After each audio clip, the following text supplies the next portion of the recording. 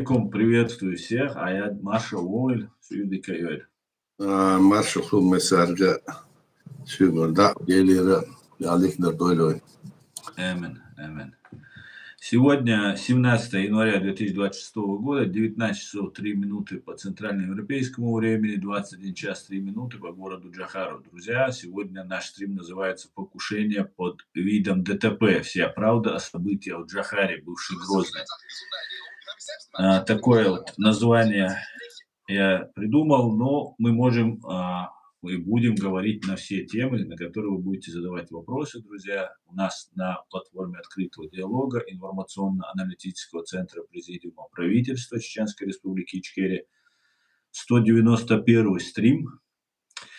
И идет он у нас на официальной странице Президиума правительства в Telegram, а также на YouTube-канале Reality и на канале TikTok. Вы можете задавать вопросы, и я их зачитаю, либо принять участие, зайти на нашу страницу Президиума, и там непосредственно сами принять участие, подняв руку, вам предоставят слово. Именно для того, чтобы с вами установить контакт, чтобы была коммуникация, именно для этого в прямом эфире 2 раза в неделю уважаемый Аят Идигов, сопредседатель Президиума правительства Чеченской Республики Ичкерия, проводит эти стримы. И всем тем, кто находится в оккупированной Ичкерии, пожалуйста, заботьтесь о вашей безопасности. И, как обычно, я передаю слово Аяду Идигову. Аят, вам слово. Добрый вечер, дорогие друзья, всех, кто нас слушает. Мы стараемся здесь на этих стримах говорить о том, какова позиция нашего народа, позиция, народ, который создал свое государство при развале Советского Союза еще в 1991 году. Против этого государства была развязана военная, агрессия, и их было этих 5 агрессий. Все было сделано так, вот как говорят некоторые сейчас, наверное, и иранцы, и американцы, и украинцы. Сегодня понимать, что отношения с Россией, с этой имперской властью, очень-очень ненадежно. Они тогда развалили Советский Союз, сами Российская Федерация, Россия, а затем начали говорить о том, что мы будем жить в правовом демократическом государстве. На самом деле они планировали уже тогда развязать военные действия и вернуть эту территорию не только Советский Союз, но и даже исторической России. Казалось, что времена империи прошли, и вот последняя империя, Россия, Советский Союз рухнет. А нет, оказывается, здесь сидели люди, которые так не думали в Москве. Они думали ее расширить, они думали, проливать кровь, они думали не считаться ни с кем. У них была атомная дубинка, которую они вот так вот раскручивали. Ну и что теперь делать сейчас, когда мы видим, что эта империя напала на нас, и столько людей мы потеряли? Представьте себе, каждый почти 4-й человек нашего государства, каждый 4-й был убит, а уже я не говорю, сколько было ранено, сколько было беженцев. И мы, когда сегодня говорим о тех вещах, которые реально мы смотрим со стороны справедливости, нравственности и современного международного права, мы с вами видим, и теперь не только мы, но и вы все видите, что нет никакой справедливости вот в этом современном международном праве. И нет никакой защиты даже.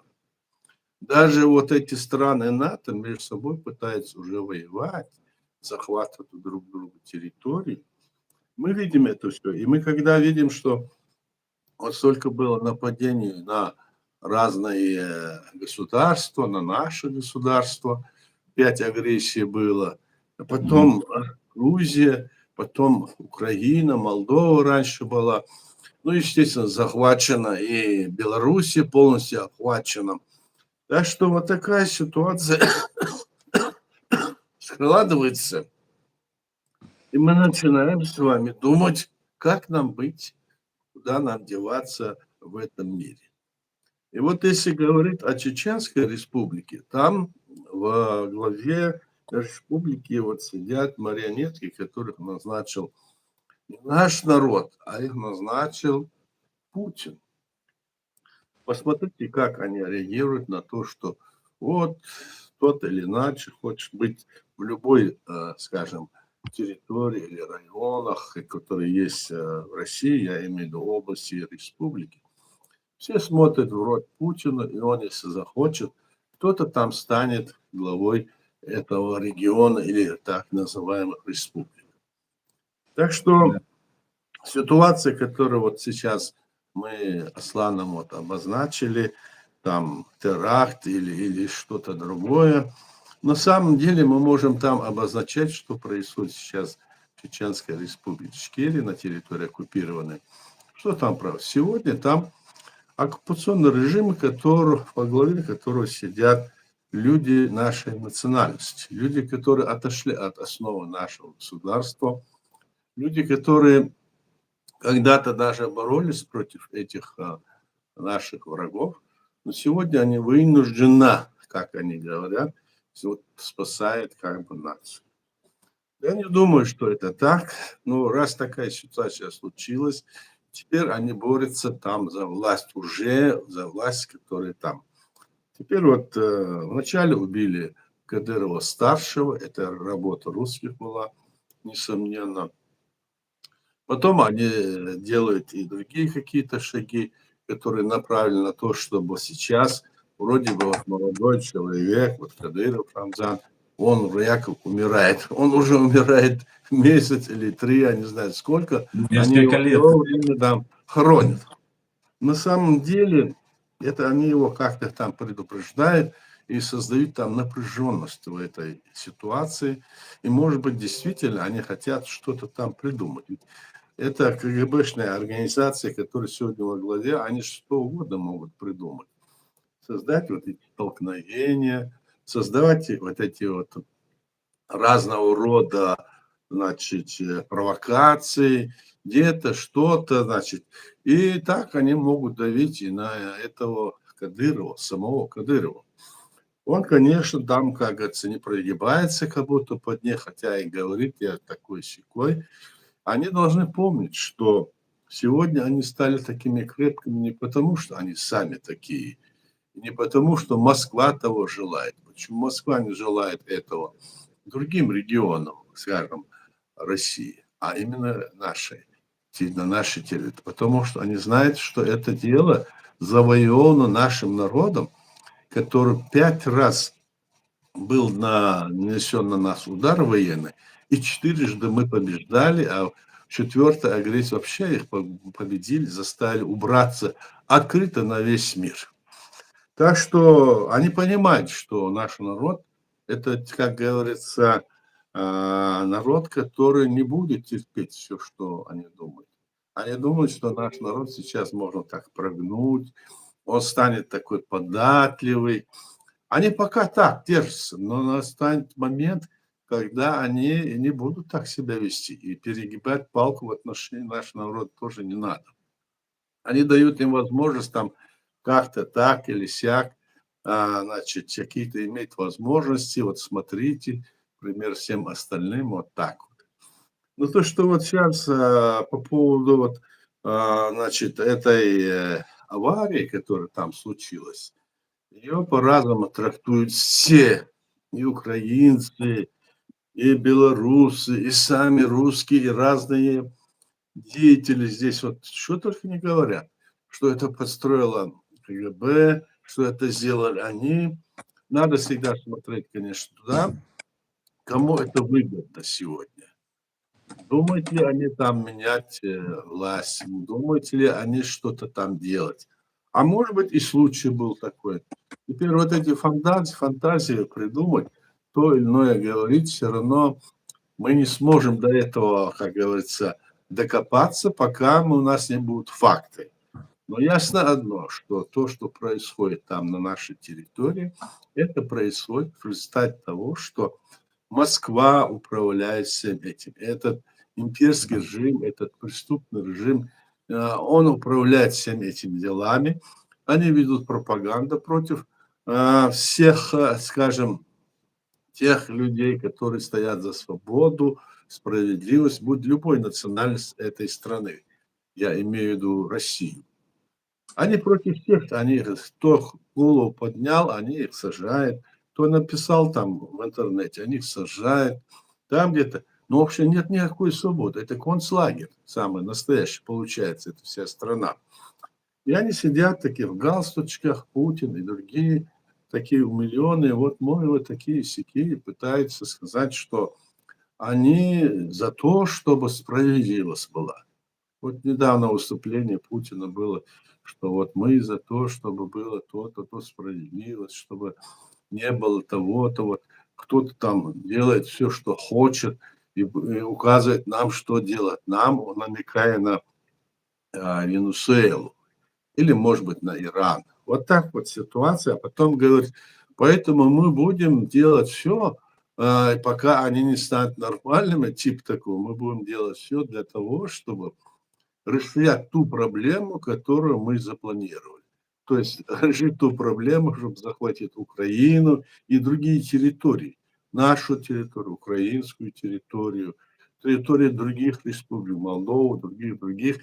И территории, которые они еще планируют сегодня, это совершить эти акции, если им удастся. Но мы не знаем, что будет, но, по крайней мере, логически рассуждаем, мы видим, что как бы там они ни говорили, что они ни крутили, ситуация складывается не в пользу империи. Хотя даже вот Соединенные Штаты Америки ведут себя так вот неоднозначно, Трамп ведет. Но все равно это не будет так долго продолжаться, мы думаем.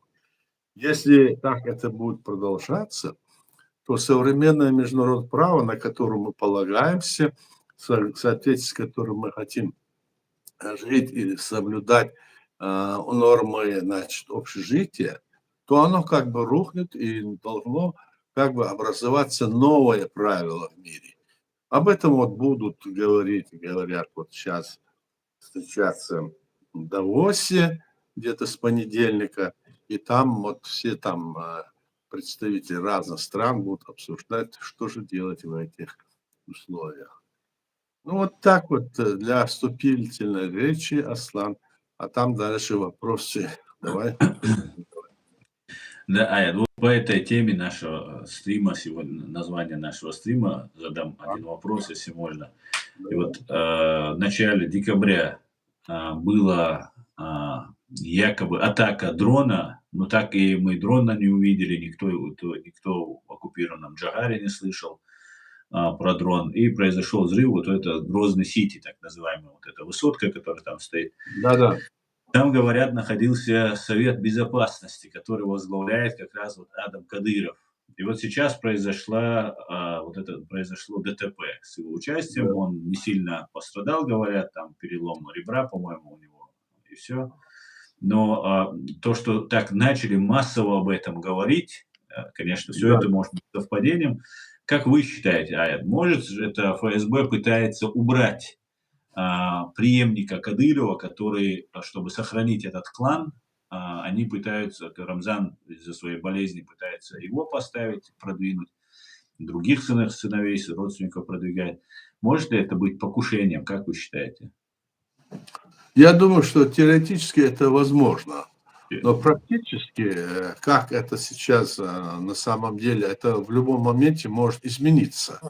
Вот сегодня выгодно им менять Кадырова, клан менять. С моей точки зрения, невыгодно. Почему? Если они поменяют, то внутри может произойти какой-то раскол.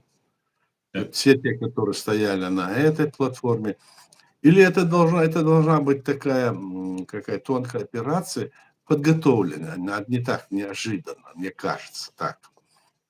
А подготовка, которая там ведется так, что вот там должен быть какой-то клан, вот, который сейчас есть, да, и они должны могут управлять.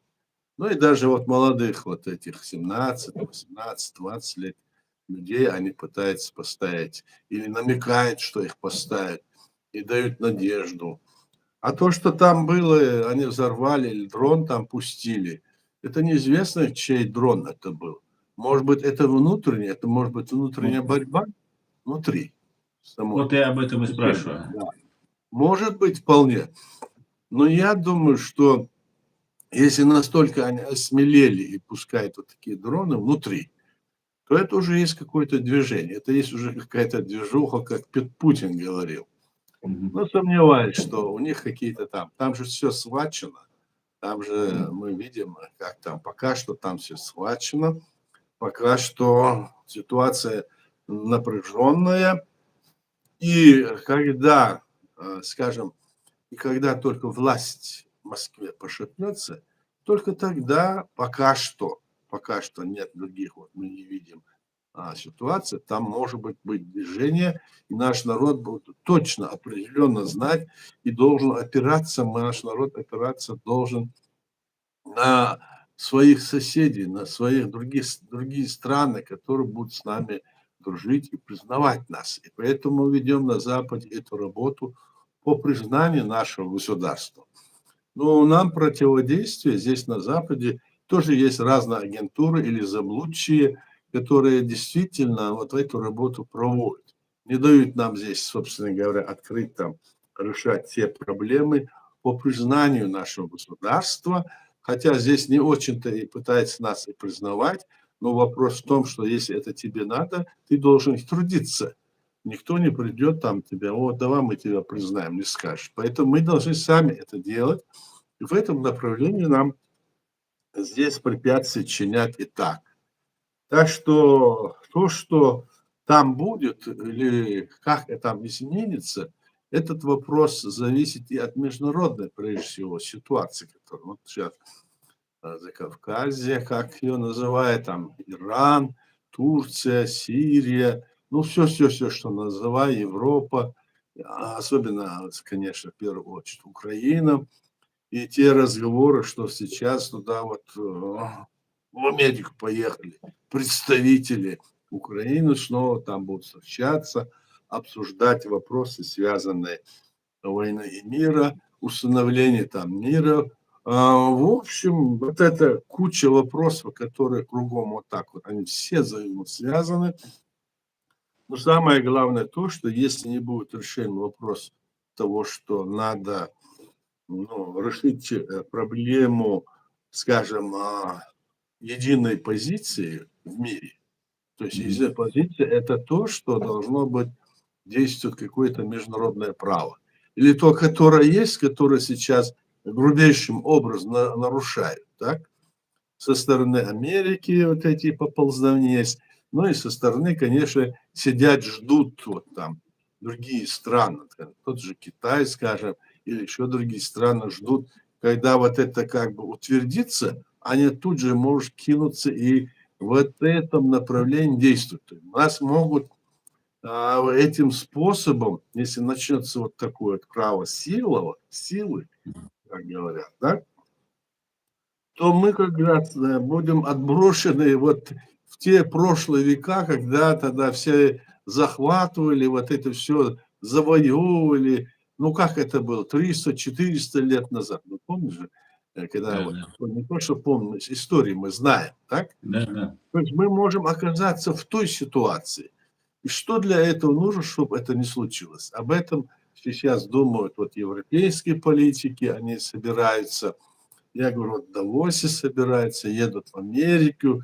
Они говорят, вот по Гренландии, где Гренландию они хотели чуть ли не захватить, мол, давайте мы заберем на каждую личность, кто там живет, по $500 000 дадим. Там, то есть триллионы хотели они там даже выдать, а они не соглашаются. Они поехали туда, но премьер-министр Дании и вот там глава вот этой автономии этой Гренландии. И Гренада. там вот они заявили, что это не пройдет. И этот вице-президент Венс, который там с ними вел переговоры, ему не удалось их убедить. И они вполне оттуда вышли, говорят. Ну, вот эта передача уж вышел, и вполне нормально вышли, уверенные в своей позиции. Сейчас, если это произойдет так, это уже получается столкновение в самой системе западной, в НАТО столкновение. Как это будет, куда это развернется? Ну, здесь вот все люди начинают думать, мы видим, каждый как будто свои интересы преследует. Но есть такие отщепенцы, как эти Венгрии, там, Чехии, которые только свои интересы преследуют. Ну, скажем, в частности. А есть люди, политики, которые думают о общей проблеме. О общей проблеме, скажем, на континенте, в мире, думают о том, что будет в будущем для наших детей, что будет для наших будущих поколений, что мы им оставим. Если вот так мы себя будем вести, что будет? Поэтому исходит из этого. Посмотрим, как это развернется. И я надеюсь, что все же все, как говорят, ну, как русские говорят, устаканится, все вернется, как говорится, на свою основу. И дальше это все должно быть сделано таким образом, чтобы, ну, как сказать, та линия, та база, которая у нас есть, принята еще 70 с лишним лет назад, что она должна укрепиться, она должна, понятно, что она расшатывается, а если она расшатывается, я имею в виду современное международное право, то нужно какие-то новшества ввести. Если эти новшества не ввести, то тогда вот так вот еще будут, значит, происходить вот эти землетрясения, скажем, все время будут трясти весь этот мир, если не ввести какие-то точные, значит, ограничения тех, кто нарушает это современное международное право. Или то, которое будет, допустим, после этого вот принято. Так я думаю. Спасибо. Спасибо, Аят. Здесь вопрос от Эда, Эд Салам. Друзья, всех приветствую, кто вошел. Вот Эд задает вопрос. Аят, ну, я хотел бы еще уточнить по поводу вот Рамис Юнус или Юнусов. Да-да. Этот человек, я раньше его смотрел, и он говорит обо всем. От Приднестровья он начинает, Аят очень такой правдоруб, называет себя правдорубом. И, ну, говорит, на самом деле, некоторые вещи правду. Ну, он говорит про Приднестровье, потом перепрыгивает на грузинскую войну трехдневную, потом перепрыгивает там еще на что-то там и так далее. Ну, вот в упор Ичкерию, чеченский народ, самое крупное преступление фашистской России, в упор эти люди не замечают. Сейчас вроде бы начал иногда говорить. И вот этот человек был в эфире с Киселевым, и вот такой вопрос. Вы его тоже знаете, Аят, вы знакомы с Рамизом Юнусовым, спрашивает Эдмамедов. Он недавно в эфире срывал маски с украинских блогеров Киселева и многих других. Что вы скажете, думаете, почему Украина пригрела этих не очень порядочных людей? Но я согласен в этой части с ним. То, что он говорил, я с ним полностью согласен. Есть там такие блогеры, есть там такие люди. Есть, когда мы хотели свое мнение говорить, нам они, значит, просили от нас, чтобы мы не говорили, то есть, чтобы мы свою позицию не высказывали. А чтобы, если мы там говорим с ними, чтобы они говорили, вот только об этом не говорите. Мне лично говорили это несколько раз. И, когда мы там выступали, даже наша вот уважаемая Алла Дудая выступала, ее там, значит, грубо оборвали. Ну, наверное, это было связано с какой-то политикой внутренней, мы думали. Ну, то есть мы хотели понять, в чем дело. Сегодня, когда мы видим, что не только мы, даже вот и другие люди, и вот этот Азербайджан говорит об этом, то это, конечно, уже не только мы так думаем, думают другие. Сейчас вот с изменением вот этой структуры, которые произошли во власти, так, возможно, что это все изменится. Но и с другой стороны, почему они это вот еще допускают, вот Эд спрашивает, да? Да потому что они, ну как вам сказать, вот мы у себя никто же не думали, что будет такое вот в Чеченской Республике. А это стало обнаружиться потом по ходу дела у нас. Мы обнаружили, что среди нас есть тоже какие-то там агентура.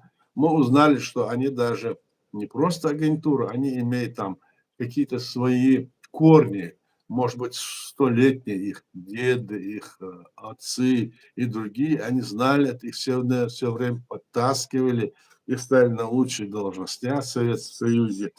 А потом, когда все это произошло, они начали вот вести себя не открыто, а более хитро вести такую политику. Я думаю, что вот эта вся агентура, которая есть в самой Украине, а там их много, русских там много, говорить не надо, хотя я за всех русских не говорю, но тех, которые вот себя так ведут, их достаточно.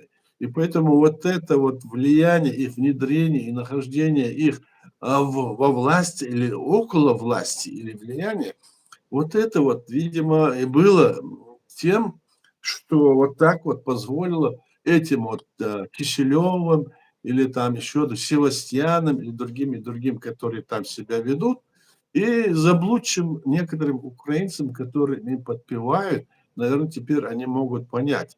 Не все, конечно, украинцы, но и некоторые были такие тоже. Я так думаю об этом. Мгм. Мы давно об этом говорим, давно пишем об этом. И вот то, что Рамис сказал, ну, это такой фурор произвело. Все, даже украинские блогеры, ну, его оборвал Киселев, потом какой-то украинский там журналист пригласил его, дал ему возможность высказаться.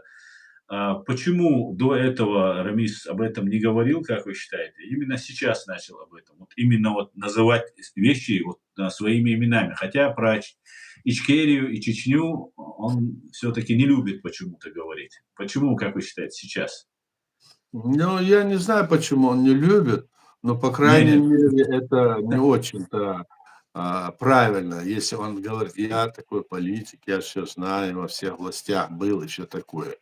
Как же он не знает о том, что мы созда он никогда не говорит, или другие не говорят о том, что чеченский народ воссоздал свое государство, как и другие республики, которые вышли из Советского Союза. Об кстати, этом да. они хотят умалчивать, они боятся это сказать. Если это не так, пожалуйста, изложите здесь, вот мы говорим, что это не так. А на самом деле это так. На Мгм. самом деле Грузия нас признала. На самом деле вот Украина в 22 году нас признала, что незаконно оккупирована наша территория. Украина признала. Да. Так, и остальное, и мы над этим работаем. И вот и другие некоторые страны тоже на этом пути до сих пор мы с ними работаем, пытаемся сейчас вопрос, как в этом отношении, ну, решить. Но они не торопятся, в каждой стране тоже у них свои какие-то интересы. Ну и мы видим, что на Западе находится достаточно много агентуры. Если даже это не агентура, агентура есть, а их есть так называемые либеральные демократы, которые себя какой-то власти изображают России. Какая же она власть, если вас никто не избирал никогда? В вашей стране никто никогда не избирал. Все люди, начиная от 93 года, когда совершили государственный переворот и приняли незаконную конституцию путем опроса населения, не парламентом, не референдумом, не Референдум. конституционным собранием, а опросом населения. С тех пор все незаконны. Вся власть, которая есть в России, незаконна. Наша власть была избрана нашим народом и законно, и подтверждено, и очередные выборы, которые прошли у нас в 97 году, тоже были подтверждены миссией ОБСЕ о том, что эти выборы законные и что они прошли по всем нормам. А в России этого нет. И теперь эти люди, которые вот здесь находятся на Западе, начинают говорить, и они разговаривают с нашими марионетками, с нашими, не то что марионетками, с нашими отщепенцами, самозванцами. И для нас это не надо ничего говорить, как мы видим, что они не хотят говорить с законными представителями нашей власти, но они говорят разными марионетками. Представляете? И мы уже видим, кто они такие.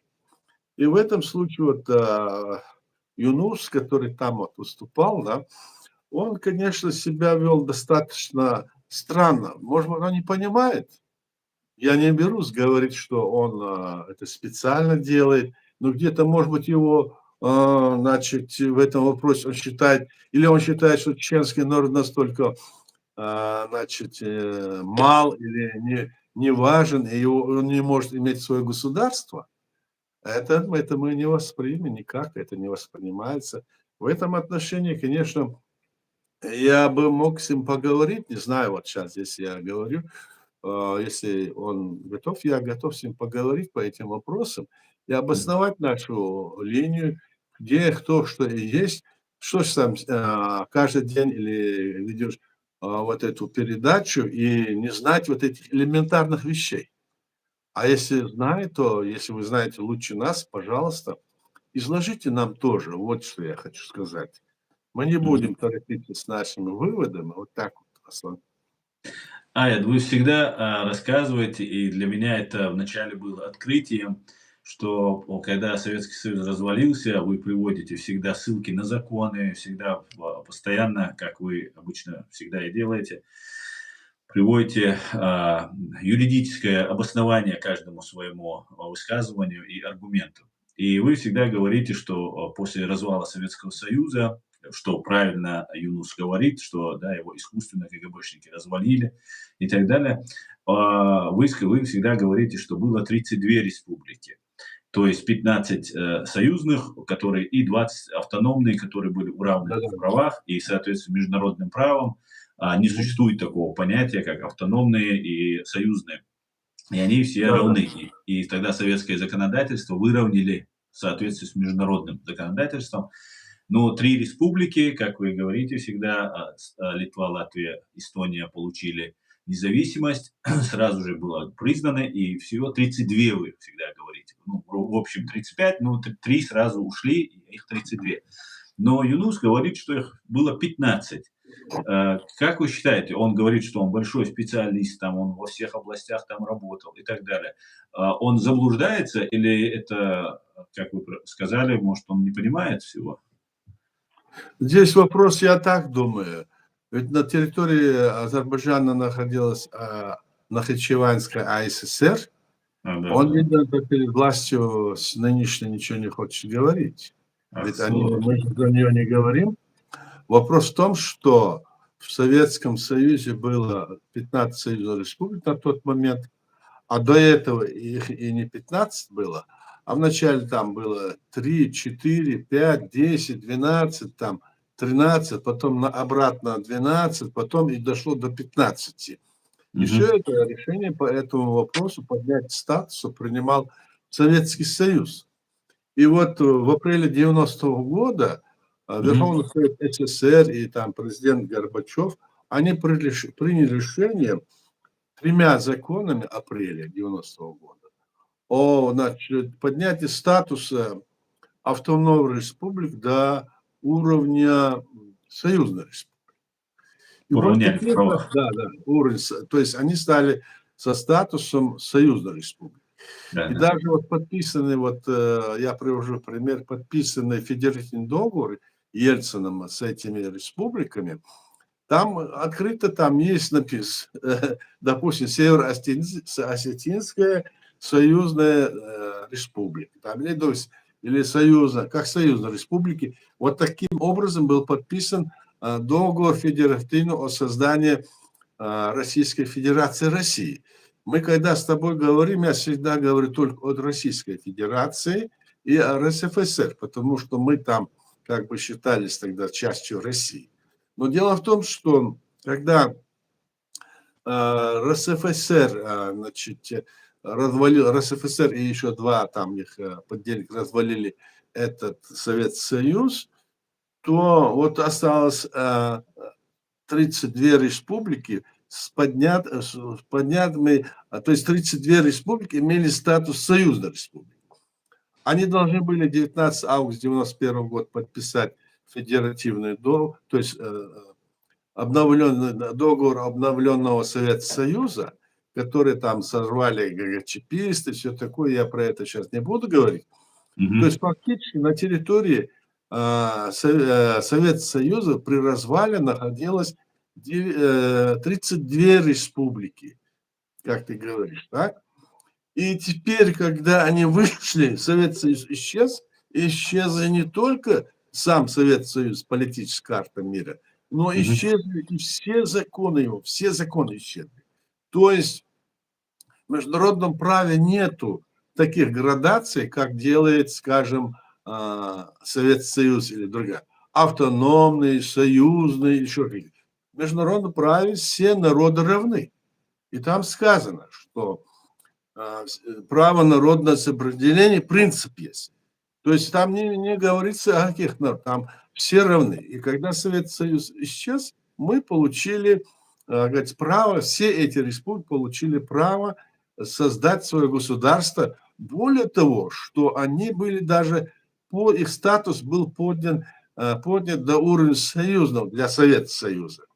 Но мы могли об этом и не говорить совсем, и не заикаться про это, потому что эти все, как говорится, законы СССР исчезли, и для международного права эти все автономные республики имели право создать свое государство.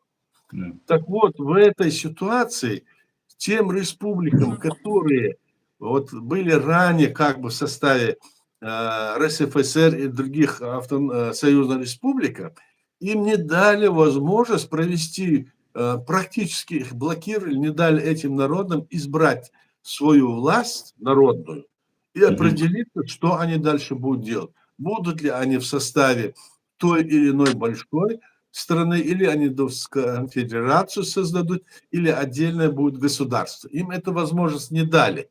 То есть практически блокировали. Вот Чеченская республика, наша республика, нам это удалось сделать. Нам это удалось сделать.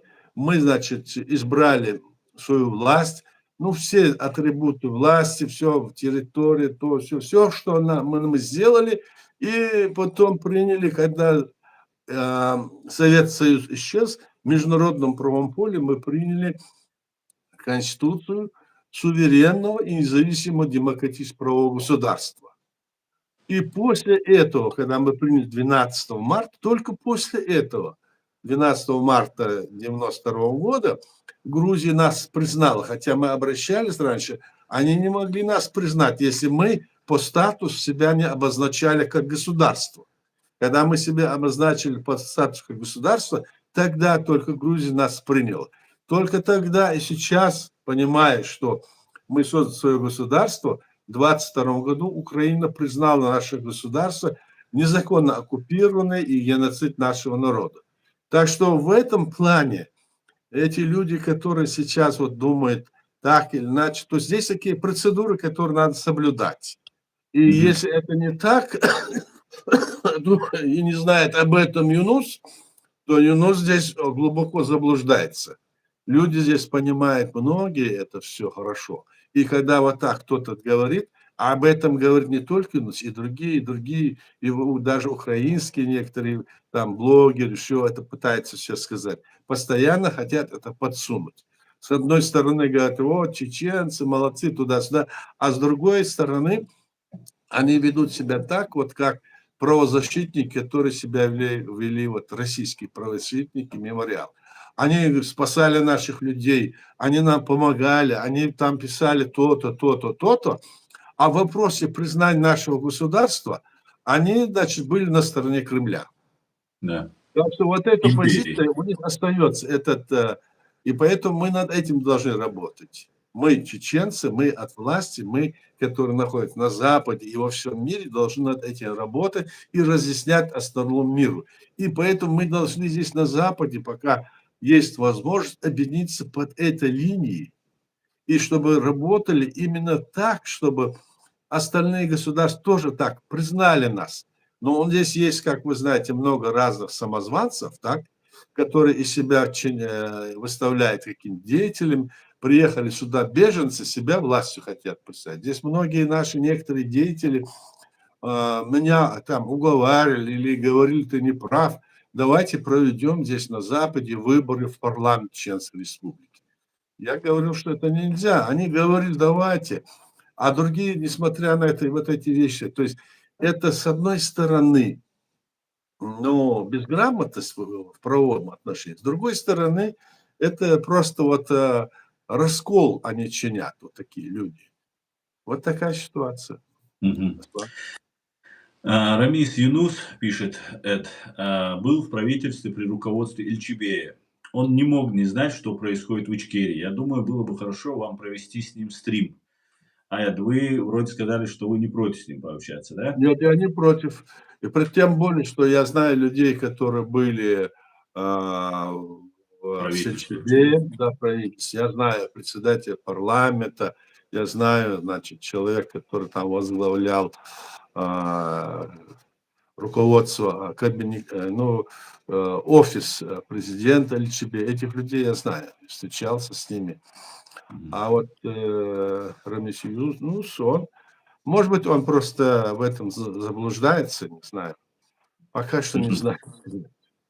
Я Да, готов с да. ним провести переговор, не то что переговор, встретиться, поговорить по всем вопросам.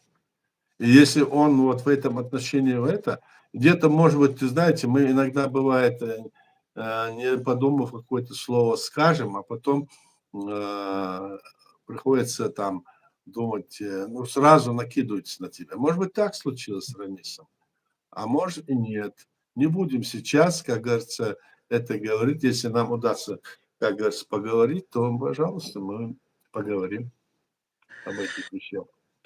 Ага, спасибо. А здесь в ТикТок Ляман Аз пишет, ну, это комментарий. Аят, мы готовы пойти за вами и объединиться вокруг вас, пишет Ляман Аз. Ляман Аз, Дейрейсу.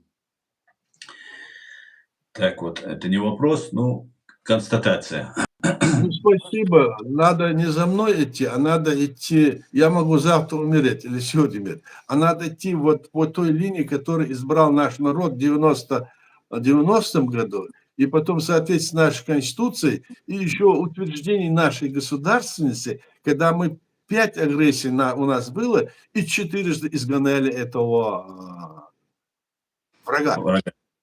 И сегодня мы говорили, это была экспансия, тогда развязана, открыто нам говорили, что давайте, вместе будем, вы, чеченцы, и мы вернем всю нам территорию Советского Союза. Там и Джуганов уговаривал нас, я помню, когда я был с делегацией в Москве. Но, в общем, ситуация такая. А то, что вы вот так вот мне говорите, за мной пойдете, вместе пойдем по той линии, которая нам нужна. Это Баркал, я рисую. Амин. Так, это те люди, он продолжает свой первый вопрос, люди, которые явно на виду про агентуру в Украине и что творится внутри Украины. Там агент на агенте. Почему руководство не усиленно борется с этой агентурой фашистской Российской Федерации в Украине?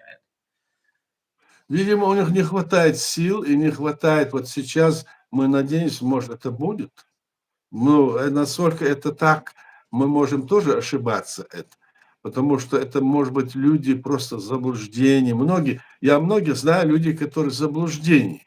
А когда им все это объясняешь, начинают они, да, это мы не знали, а мы это. Поэтому вот мы решили вот так вот с Асланом, вот это я буду передачу 2 раза в неделю вести и рассказывать по всем этим вопросам, потому что я в этом участвовал с самого начала и помню эти все детали. Посмотрим. Может быть, в Украине сейчас может все и изменится. Я верю в это. Мгм. Иса Машволю, алейксалам. Так, дальше.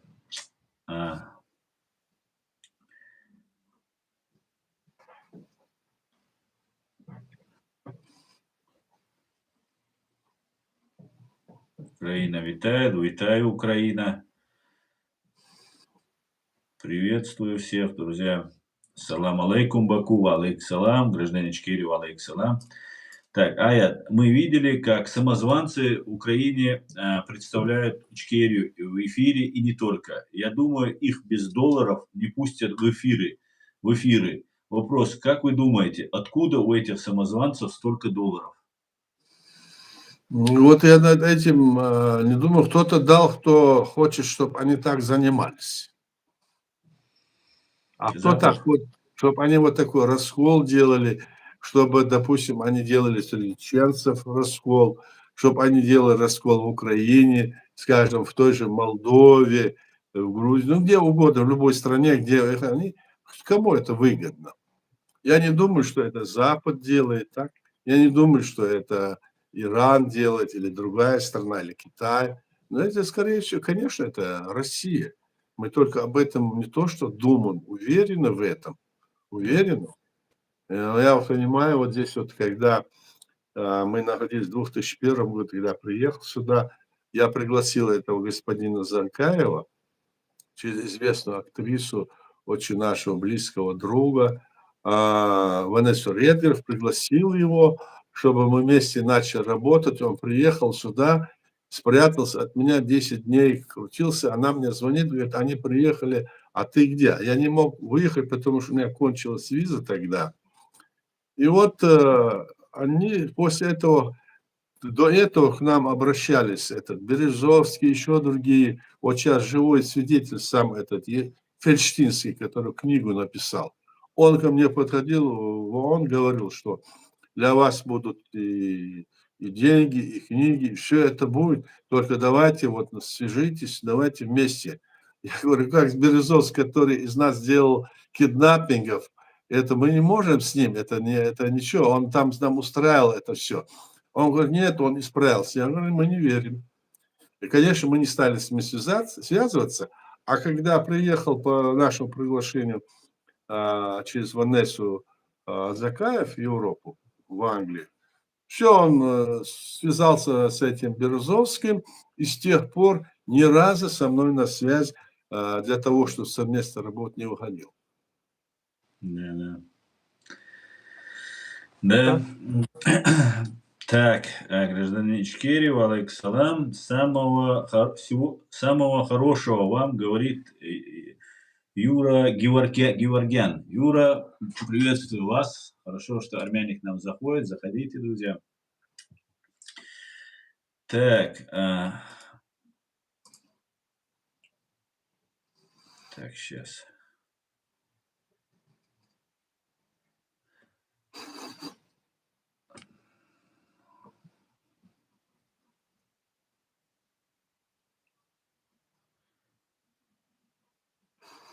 Так, сейчас.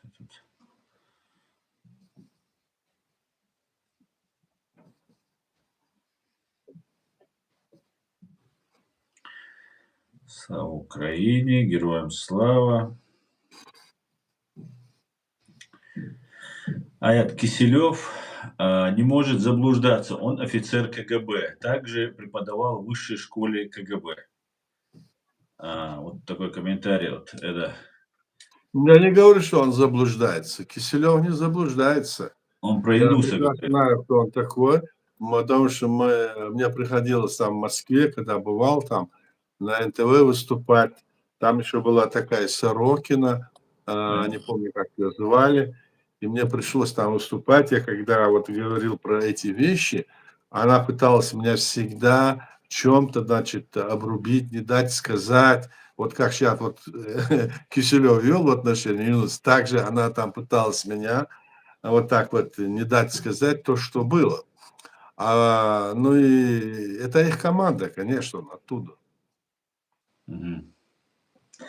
Я сейчас вспомнил один случай. Я как-то ехал в Москве на машине, и голосовала девушка, стояла, молодая девушка. Ну, я остановил, посадил в машину, и она села, думал, ну, как такси. Я говорю, ну, разговорились, и она говорит, я ведущая на НТВ, на канале НТВ.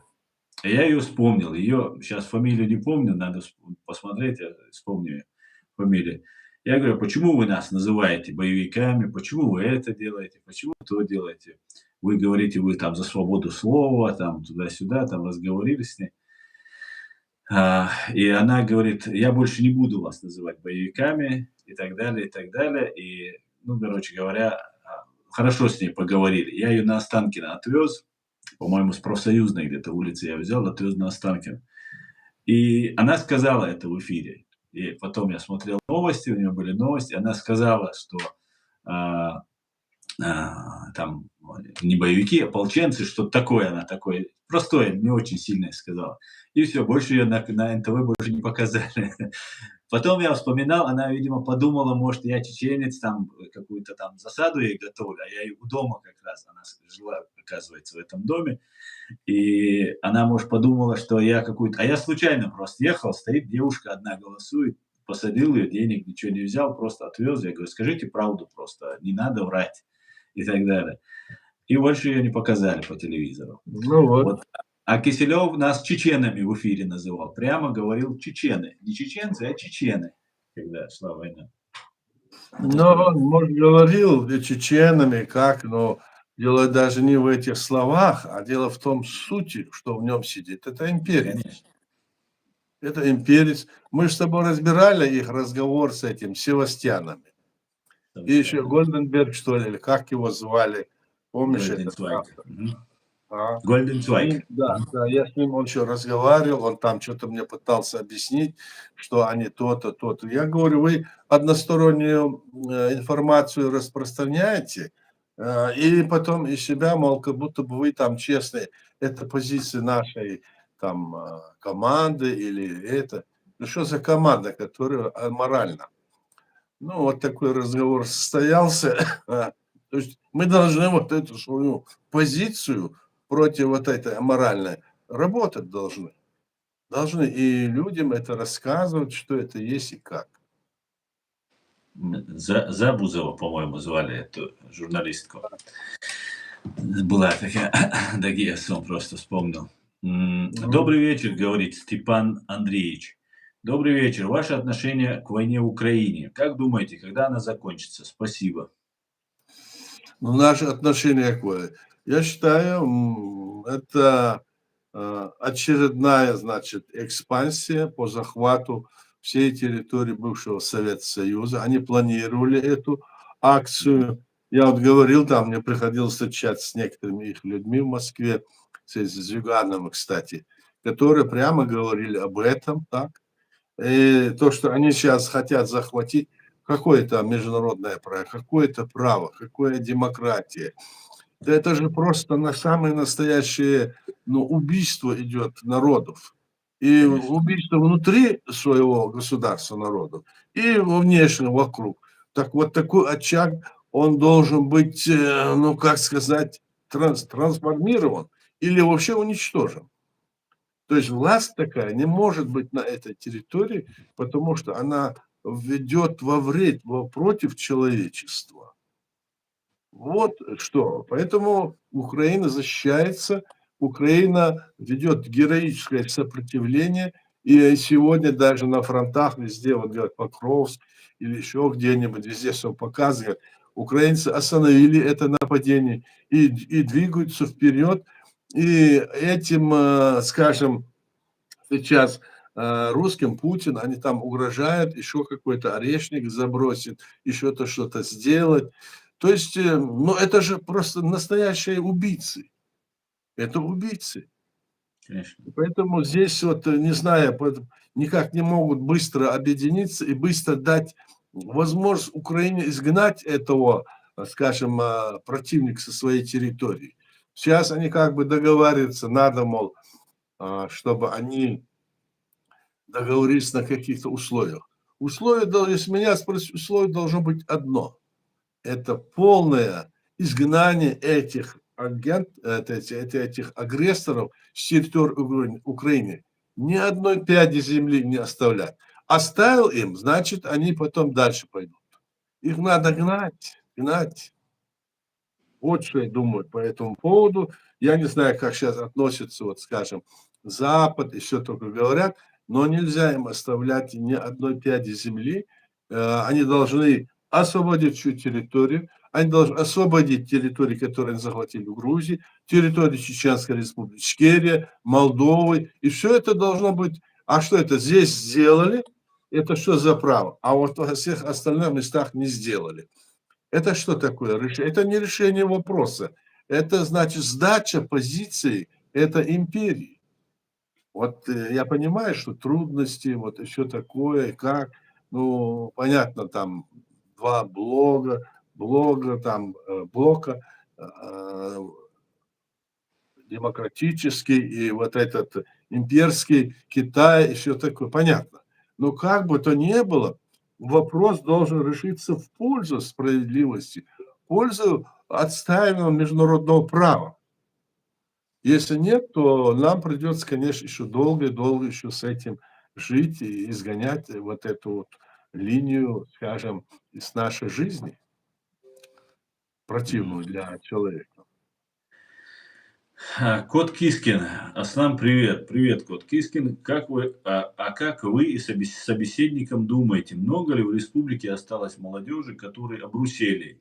Если страх старшего поколения не дает им объяснять, что чеченцы не россияне?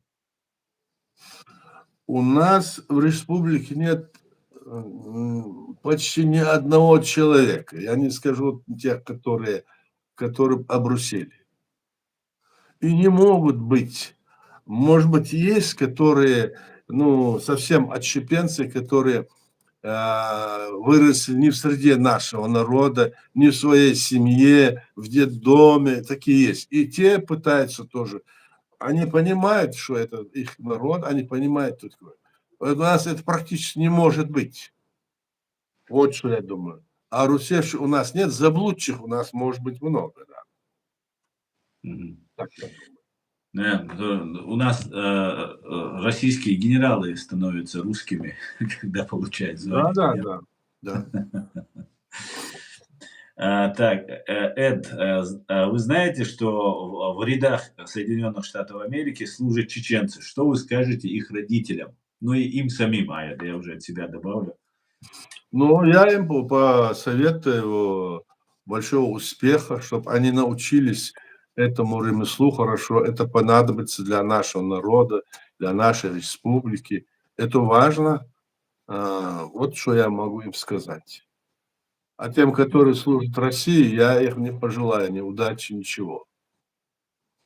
Вот так вот. Да, присоединяюсь. Также хочу сказать, что вы лицо нашего чеченцев, поэтому берегите его. Нам это сейчас один человек, у нас на вес золота. Берегите наше лицо. Показывайте себя надежными и верными своему долгу и присяге. Но не забывайте, кто вы. Так. Да. Так. Так,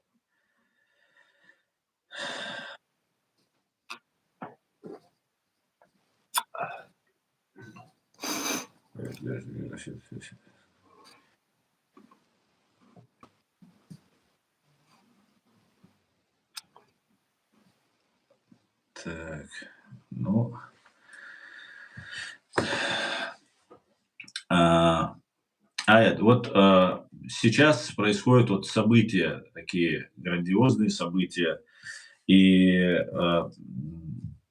я сегодня смотрел Такера Карлсона с Карагановым, не знаю, смотрели вы видео или нет, и Караганов, просто самый настоящий фашист и террорист. Он прямо говорит, мы уничтожим Европу, Великобританию уничтожим, Германию уничтожим и так далее. Как вы считаете, ударят они ядерным оружием? Посмеют? Да. Прохвост этот Караганов. Прохвост самый настоящий. Никуда он не ударит, ничего он не сделает. Он провокатор. Он хочет напугать это. Пусть ударит, посмотрит, что получит взамен сам. А так вот сидит там, он, знаешь, это называется, Карагана, это петух, который утром кукарекает, но рассвет зависит не от него. Вот он. Да. А почему тогда сидят эти Такер Карлсон? Это пропагандистские уловки пугать людей. Вот нам говорили, там, не Ельцин, а это Жириновский. Мы ударим по этой Чечне атомной малой мощности. Пусть всех разгромим, убить их все, атомную бомбу им кинуть. Помнишь? Ты не помнишь, наверное? Помню. Или мы даем 24 часа, чтобы вышли оттуда сюда. Мы нам все, покидайте город. И это все такое психоз, чтобы панику создать среди людей. я не знаю, как по-другому сказать. Такие вещи говорит, мы ударим туда-сюда. Что у него власти? Никакой власти у него нет, этого Караганова. Он все время сидит там, улыбается, как майская роза, и эти вещи говорит. Такие мерзкие, пакостные. И кто его за это, вот просто его презирает все, я так думаю, за это выступление. И свои, и чужие. Вот. А он задание выполняет, которое ему дали. Вот что я думаю. Мгм. А вот это все понятно, Аяд. И мы знаем прекрасно, кто они такие. И если они знают, что реально верхушка получит ответ, а она получит его стопроцентно в таком случае, они не ударят.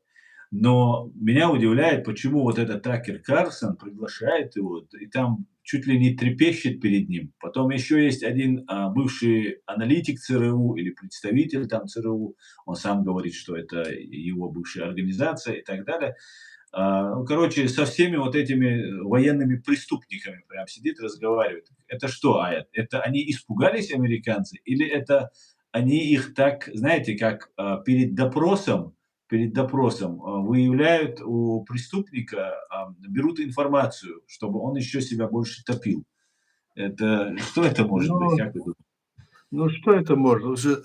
Мы же уже давно уже знаем, что это все сценарии разыгрывается. Все, что они там вот это крутят, то один американец, другой там русский, третий там еще откуда-то, четвертый. И это, если они работают, если агентура какой-то страны, в данном случае России, они разыгрывают эту всю. Соловьев, он там что только не говорит. Или там еще какие-то их эти э, корреспонденты, что они только не говорят. Мгм. Это и средства массовой информации верить нельзя. Мы когда находились под этими вот напряженными вот ударами, все каждый день это шло и все такое, и каждый день слышали, вот мы, тогда у нас не было возможности передать ту или иную информацию в мире, как сейчас, так, и мы слышали каждый день по российскому телевидению лилась ложь круглые сутки. Ложь того, что не было у нас, они все это говорили. Все. Вот это какой-то момент ухватят, да, вот это Мгм. было вот так вот, да. И потом вот это все ложью обкручивая все это, все, и во всем обвиняли наш народ, что мы вот террористы, бандиты, исламские и все такое. В конечном итоге некоторые люди уже там вели себя непонятно как и что делать, но наши люди в основном говорили, нет, мы им не будем подчиняться. Но вся была тяжесть наша в том, что остальной мир им поверил, и даже, может быть, и не то, сколько поверил, да пусть они их уничтожат. Вот такие были суждения у этих больших, может быть, стран, у лидеров этих стран. Там, они там заявляли, мол, решайте вопрос малой кровью, вот про нас. Якобы действительно мы такие. Но никто не удосужился проверить, так это или нет. И когда мы приехали, и, допустим, я за себя говорю, приехал туда, в Организацию исламских государств, ООН, там, ПАСЕ, Мгм. в других местах, Европарламент, так они вообще это воспринимали ничего. Они, я говорю, ни одного документа не принимали тогда в нашу пользу. Все документы принимались в пользу России. Все. Вот сколько я не видел, все принимались в пользу России. У нас такая небольшая, скажем, территория, население не такое большое, там совсем маленькое, да? А они, Мгм. значит, все в пользу России.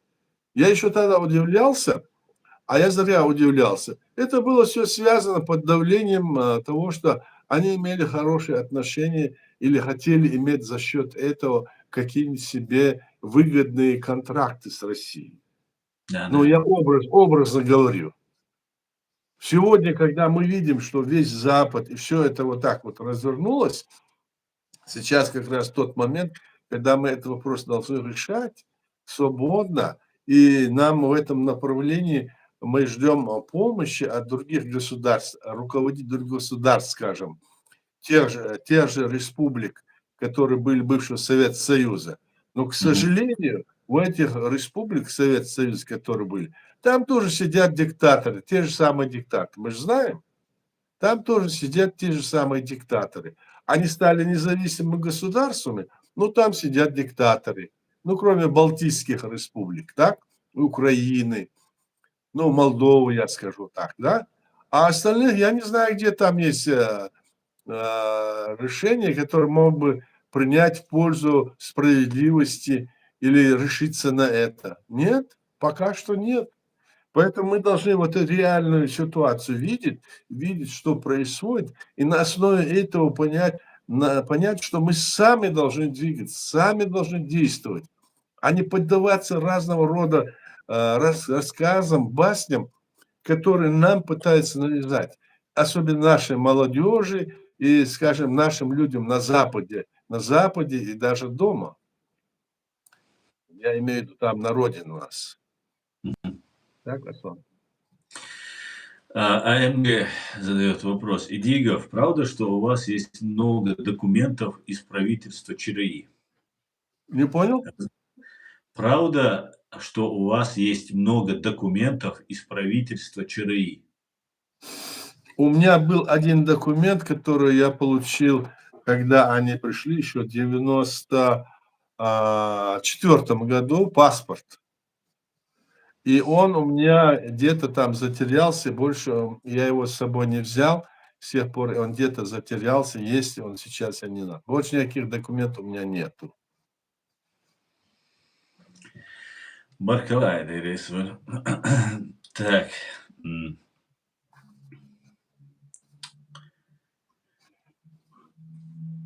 Ну, мы уже больше часа в эфире, а вопросов больше Да, не вижу. давай тогда. Спасибо, очень много разносторонних тем сегодня затронули. Очень было, как обычно, в принципе. Интересно, спасибо вам большое. Баркал Масарна, спасибо всем. Всем спасибо, друзья. Всего хорошего. До завтра. Адикер Маш Ойл. До свидания. Спасибо. Адиктер.